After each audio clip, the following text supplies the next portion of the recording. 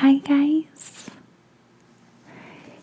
it is Tiny Little Whispers ASMR.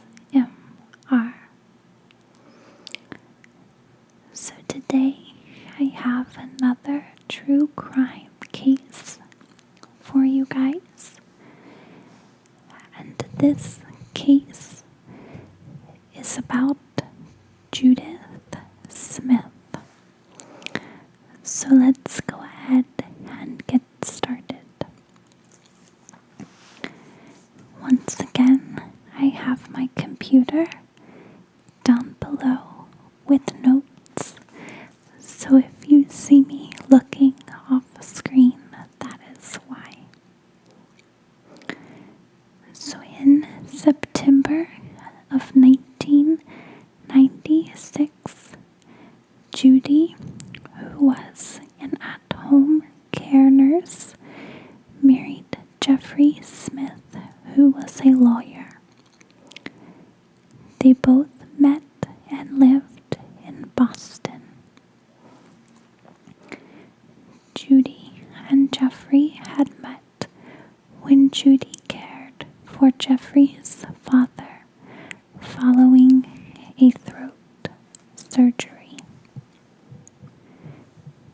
Judy had been married previously and had several adult children from her previous marriage.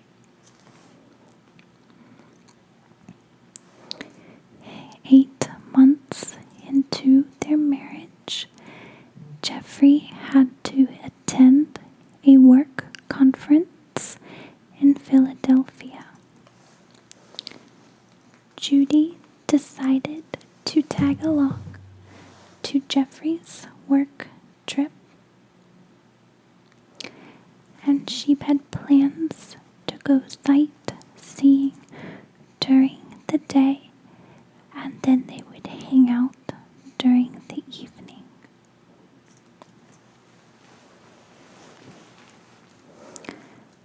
On April 9th of 1997, Judy and Jeffrey traveled to the Boston airport in order to catch a flight to Philadelphia.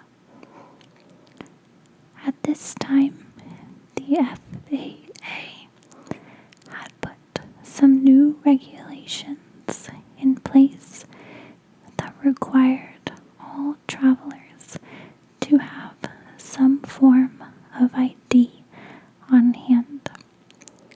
In the past, you would just need your ticket.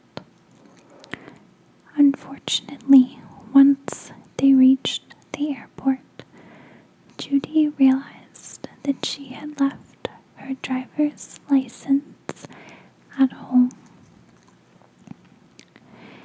Jeffrey had several conference obligations he needed to attend to that afternoon on April 9th, so it was decided that Judy would head back home, pick up her license, and return to the airport to catch a later flight out to Philadelphia. Judy then left the Boston airport and ran back to their home to pick up her driver's license. She managed to catch a later flight, and it was said that she met Jeffrey in the hotel lobby of the DoubleTree Hotel around 7:30 that evening. She apologized profusely to Jeffrey and even brought some flowers to make up for her mistake.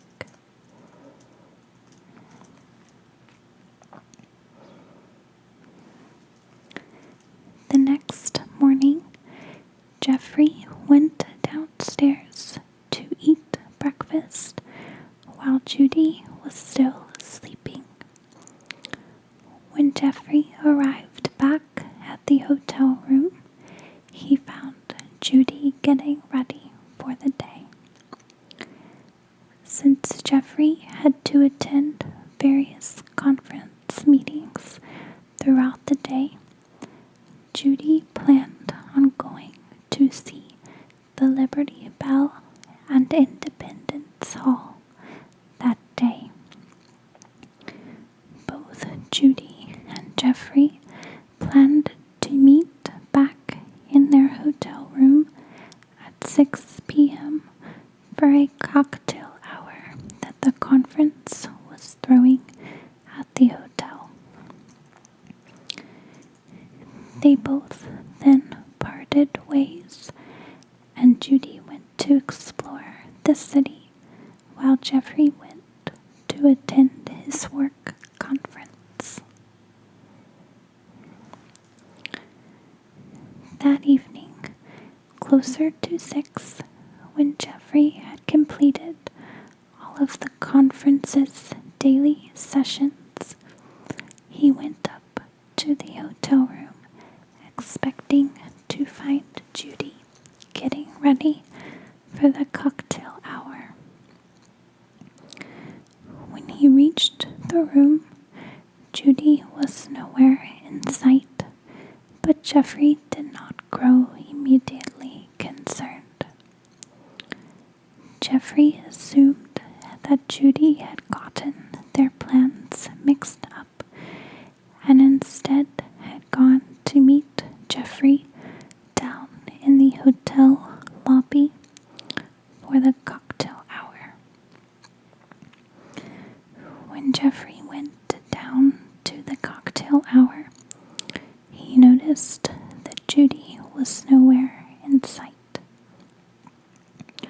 He assumed Judy had gotten held up during her day of sightseeing. After some time at the cocktail party, Jeffrey went upstairs to see if he could find his wife. Still unable to spot Judy, this is when Jeffrey grew concerned. He alerted the staff that he was unable to find his wife, and at this time the concierge began calling all of the local hotels to make sure nothing bad had happened to Judy. The concierge was unable to find anyone named Judy at any of the local hotels. I'm sorry, that was at any of the local hospitals.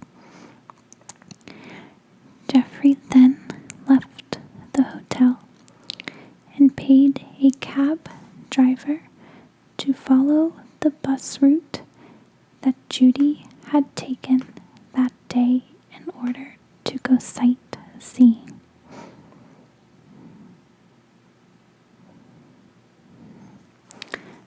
Unable to find anything along this bus route, Jeffrey called his stepchildren, who all lived back in Boston.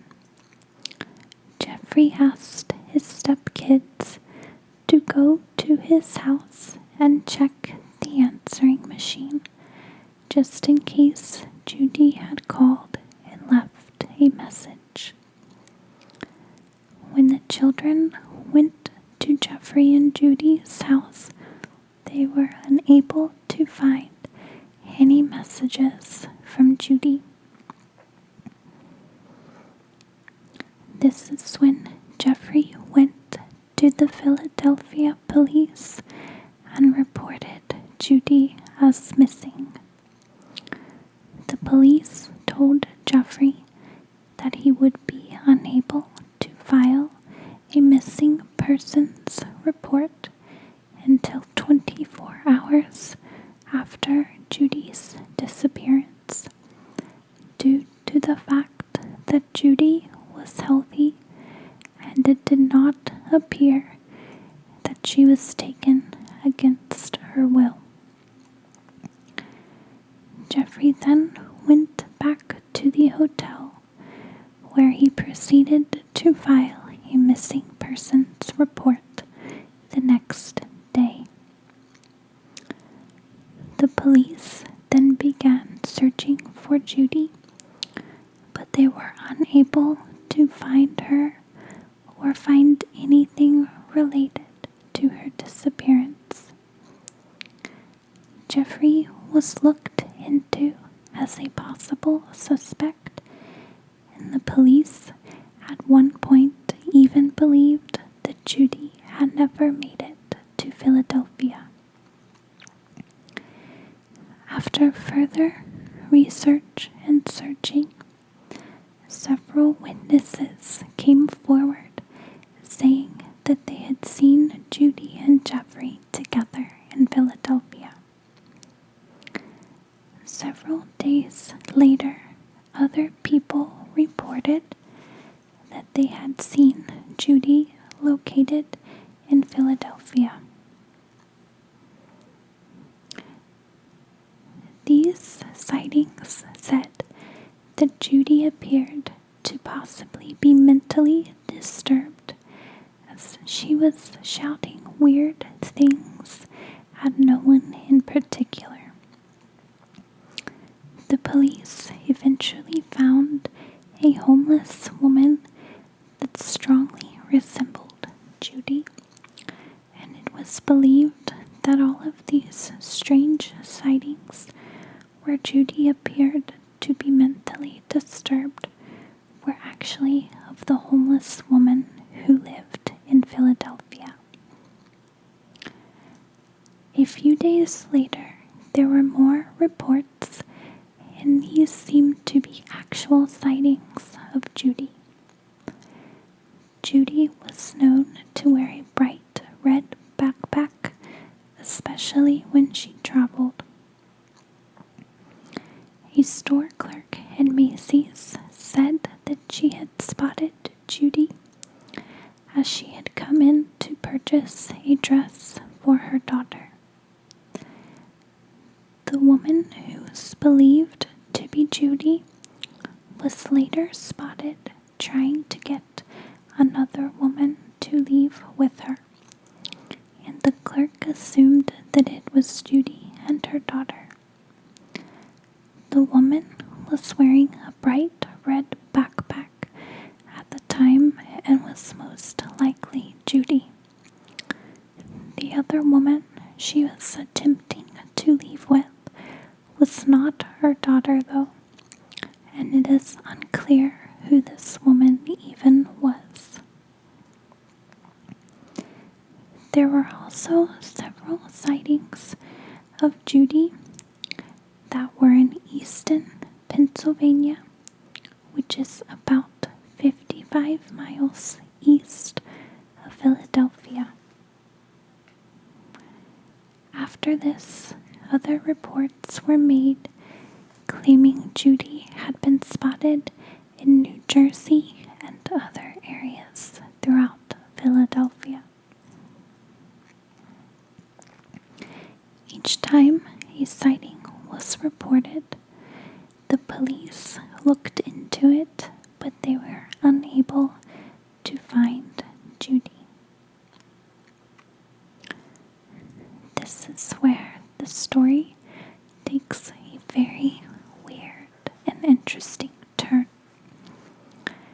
5 months after Judy's disappearance, on September 7th in 1997, a father and son went hunting for deer in North Carolina's Pisgah National Forest.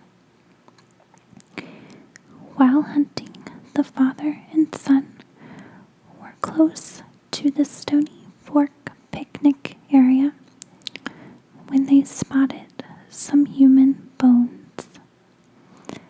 This area is about 10 miles outside of Asheville, North Carolina. The father alerted the police, who came out and searched the area.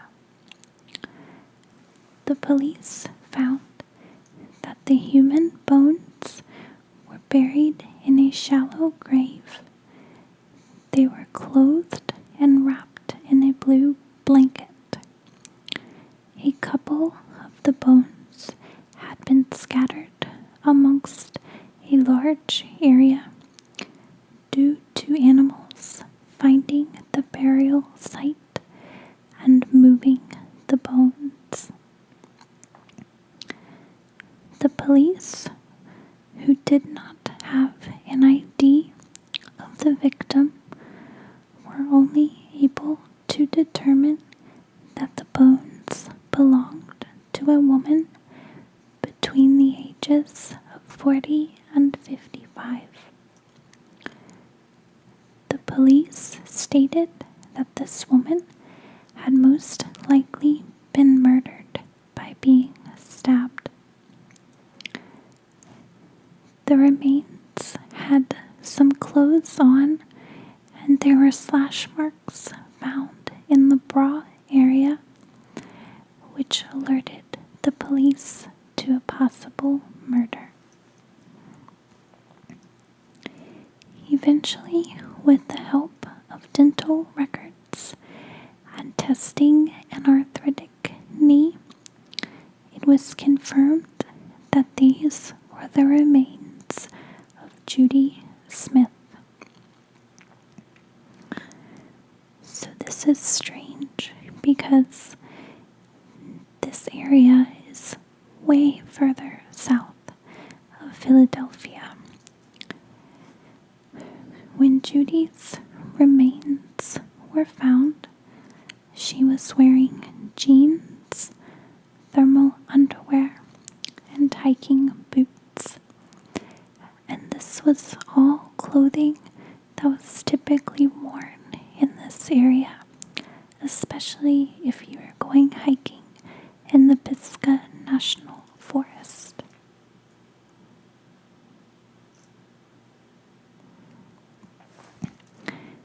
At this point, the investigators believed that Judy had traveled to this area of her own free will, since she was wearing clothing that was appropriate for this area. These were not the types of clothing that she was seen wearing up in Philadelphia. Along with the body, 2 other shallow holes were found with various items located in them. One hole contained a blue and black backpack that had $80 located inside, and there were also some winter clothes found inside the backpack. There was also a shirt buried in another hole, and this shirt had $87 located in the pockets. There was also an expensive pair of sunglasses located near the body. The police also found that Judy was still wearing her wedding ring when she had passed. The police asked Judy's family if any of these items had belonged to her, and the family denied all of the items. So the police believe that some of these items belong to another person traveling along with Judy, and it is believed that this person is Judy's killer. After the remains were positively identified as belonging to Judy Smith, several people in the Asheville area recognized her photo and remembered her being in the area alone. They stated that she seemed to be in a happy and pleasant mood.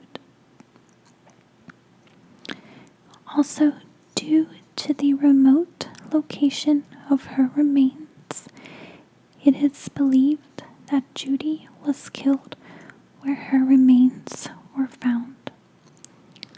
The police did not believe that even someone who is extremely fit would be able to kill Judy and drag her remains out to the remote area. Her husband, Jeffrey, was ruled out as he had several health problems and would most likely not have even been able to get to the burial site on his own.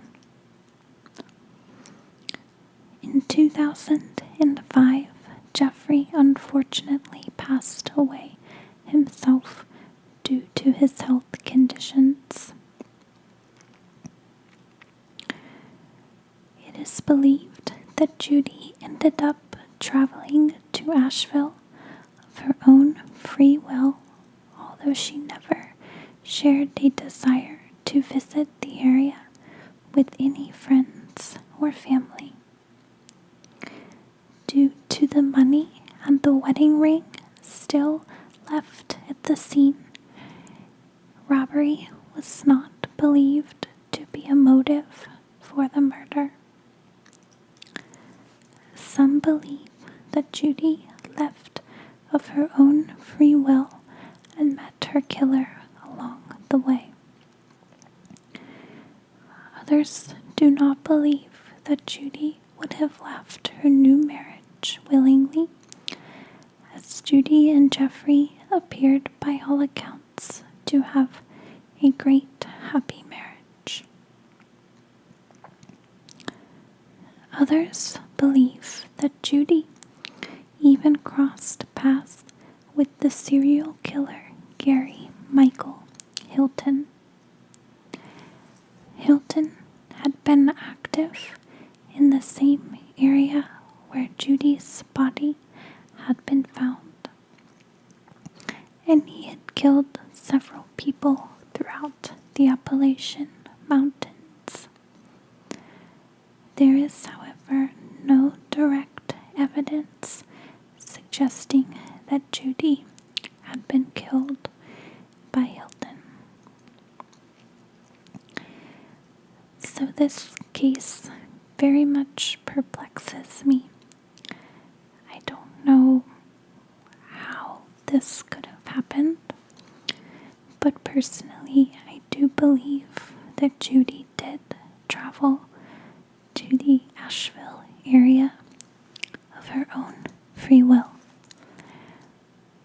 Now, she could have met a seedy character along the way as she was hiking. That's just my best guess. I don't necessarily believe that it was the serial killer Michael Hilton, but it was also said that not far from Judy's body, another body had been found from another case. So I wonder if those two are related at all. I'm not sure why Judy left and decided to go to Asheville. I do believe that when she forgot her ID, there was a chance then that maybe she wasn't even planning on meeting with Jeffrey in Philadelphia that evening. So she could have been kind of planning to skip out then, but then decided to go anyways and give it a try, and then at the last minute decided to leave once again. But that's all the information that we have on this case. I wish we had more answers about this one. Even if she did leave on her own free will. She was clearly murdered, as she could not have buried herself in a blanket or in a shallow grave. My guess is she just came across the wrong type of person. The weird thing is, though, that it wasn't a robbery, and I would feel like if you came across just the wrong person, they would most likely be searching for money or something that they could sell later on. So I'm not sure what happened there, but I'm hoping we will have more answers soon and get to know a little bit more about what happened to Judy Smith. So I hope you guys enjoyed the case this evening, and I hope you have a nice, relaxing, restful day